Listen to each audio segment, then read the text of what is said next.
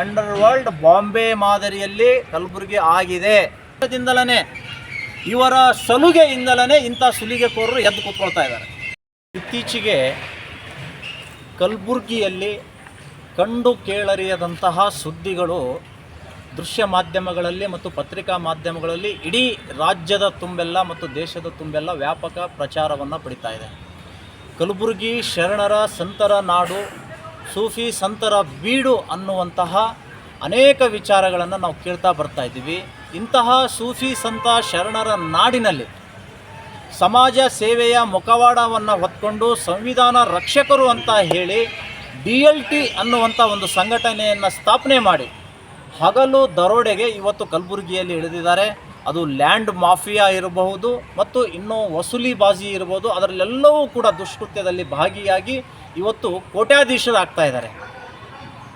ಕಳೆದ 28ನೇ ತಾರೀಕು ಒಬ್ಬ ಉದ್ಯಮಿಯನ್ನು ಗನ್ನಿಟ್ಟು ಬೆದರಿಸಿ ಹಣ ವಸೂಲಿ ಮಾಡಿದ್ದಾರೆ ಅನ್ನುವಂಥದ್ದು ಸುದ್ದಿ ಮಾಧ್ಯಮದಿಂದ ತಿಳಿದು ಬಂದಿದೆ.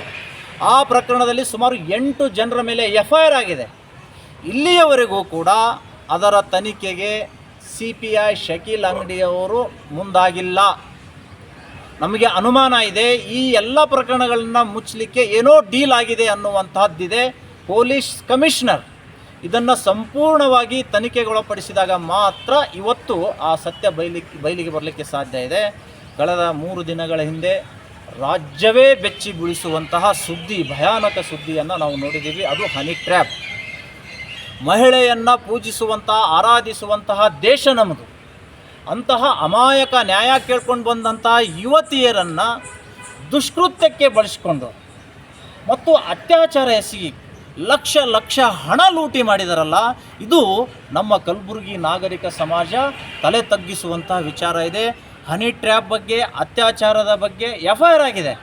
ಅತ್ಯಾಚಾರಕ್ಕೆ ಸಂಬಂಧಪಟ್ಟಂತೆ 3-4 ಜನರ ಹೆಸರು ಉಲ್ಲೇಖ ಆ ಕಂಪ್ಲೇಂಟ್ನಲ್ಲಿ ಆಗಿದ್ದರೂ ಕೂಡ ಒಬ್ಬ ಯುವಕನನ್ನು ಬಂಧಿಸಿ ಕೈ ತೊಳ್ಕೊಂಡಿದ್ದಾರೆ. ಇನ್ನುಳಿದವರನ್ನು ಅರೆಸ್ಟ್ ಮಾಡುವ ಗೋಜಿಗೆ ಹೋಗಿಲ್ಲ. ಯಾಕೆ ಹೋಗಿಲ್ಲ? ಇಲ್ಲಿಯ ಇಲಾಖೆ ಸ್ಪಷ್ಟಪಡಿಸಬೇಕು. ಗನ್ ಎಲ್ಲಿಂದ ಬಂತು ಉದ್ಯಮಿಗೆ ಬೆದರಿಕೆ ಹಾಕಲಿಕ್ಕೆ? ಆ ಯುವತಿಯರನ್ನು ಮೋಸದ ಜಾಲಕ್ಕೆ ಸಿಕ್ಕಾಕ್ಸಲಿಕ್ಕೆ ಯಾರು ಕಾರಣರು?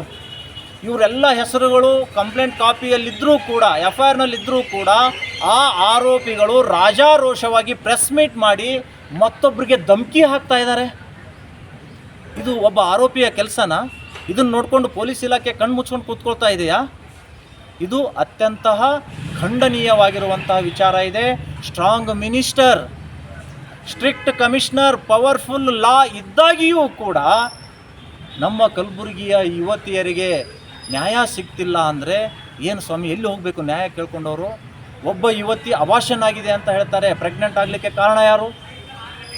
ಮತ್ತು ಅಬಾರ್ಷನ್ ಮಾಡಲಿಕ್ಕೆ ಕರ್ಕೊಂಡು ಹೋದವ್ರು ಯಾರು? ಯಾವ ಆಸ್ಪತ್ರೆ ಕರ್ಕೊಂಡು ಹೋದರು? ಯಾವ ವೈದ್ಯ ಅಬಾರ್ಷನ್ ಮಾಡಿದ?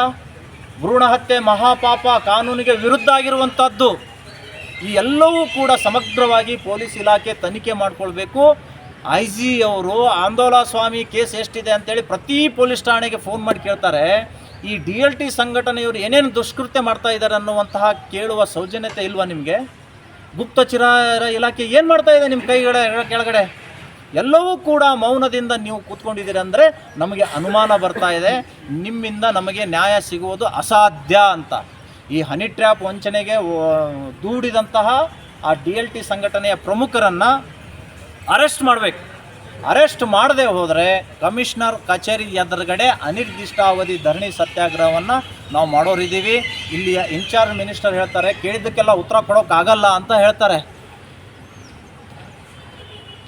ನಾನು ಕಲಬುರಗಿಯನ್ನು ಡೆವಲಪ್ ಮಾಡಲಿಕ್ಕೆ ಒಂದು ಸಂಕಲ್ಪವನ್ನು ತೊಟ್ಟಿದ್ದೀನಿ. ಆ ಕಲಬುರಗಿ ಡೆವಲಪ್ಮೆಂಟ್ಗೆ ಈ ಸ್ವಾಮಿ ಅನ್ಫಿಟ್ ಅಂತ ಹೇಳ್ತಾರೆ, ಅವರು ಯಾರ್ದು ಹೆಸರು ಹೇಳೋಂಗಿಲ್ಲ. ಹೌದು, ಆ ಸ್ವಾಮಿ ಅನ್ಫಿಟ್ಟೇ ಇರ್ಬೋದು. ಆದರೆ ನಿಮ್ಮ ಕಲಬುರಗಿ ಡೆವಲಪ್ಮೆಂಟ್ಗೆ ಇವತ್ತು ಈ ಹನಿ ಟ್ರ್ಯಾಪ್ ಮಾಡುವವರು, ಅತ್ಯಾಚಾರ ಮಾಡೋರು, ಹಗಲು ದರೋಡೆ ಮಾಡೋರು ಫಿಟ್ ಆಗ್ತಾರಾ? ಫಿಟ್ ಪರ್ಸನ್ಗಳ ಇವರು?